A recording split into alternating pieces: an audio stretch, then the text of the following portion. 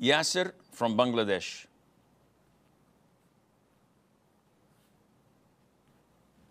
Assalamu alaikum. Wa alaikum salam wa rahmatullah.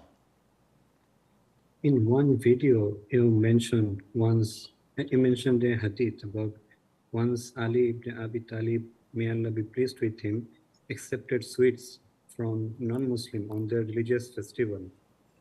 So food other than meat is permissible even if the name besides Allah is taken. But I read the translation in Surah Maida, ayat 3. It says 4 things to be forbidden. One of them is any food on which name of other than Allah is taken. It mentions any food. In some other translation, I find animals which is slaughtered, not taking Allah's name. So which one is correct?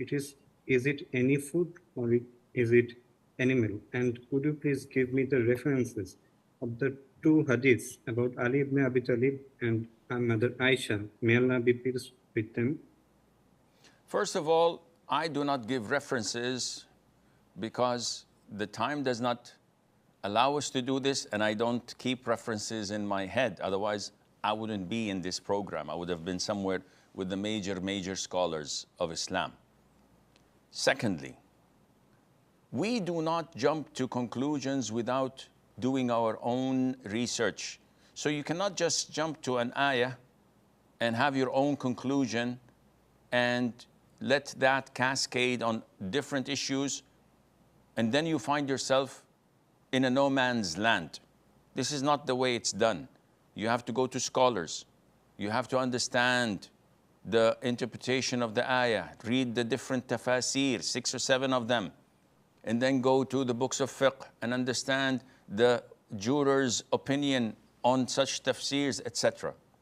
There's no dispute that if I bring an apple and a disbeliever, a mushrik, says different names on it of his idols, that this has no impact on the apple. I think they call it puja. When the Hindus give food and sweets and veg food that was offered to their gods, and then they offer it to others. No problem. The food itself is not going to be contaminated. When they say the name of Krishna or Rama or whatever gods they have, it doesn't matter. The apple is going to still be an apple. The sweets going to be still be sweets. The thing that is affected and impacted when saying other than the name of Allah is when you slaughter an animal. So if you slaughter a sheep or a goat and you say in the name of so and so, so you're sacrificing for the name of a false god, whether it's Jesus, whether it's Buddha, whether it's whatever name. This makes the meat of that slaughtered animal haram, and you cannot eat it, consume it, or use it. It's najis. And this is what is meant by وَلَا تَأْكُلُوا مِمَّا لَمْ يُذْكَرِ اسْمُ اللَّهِ عَلَيْهِ وَإِنَّهُ لَفِسْقٌ. And do not eat from what the name of Allah was not mentioned upon, and this is a sinful transgression.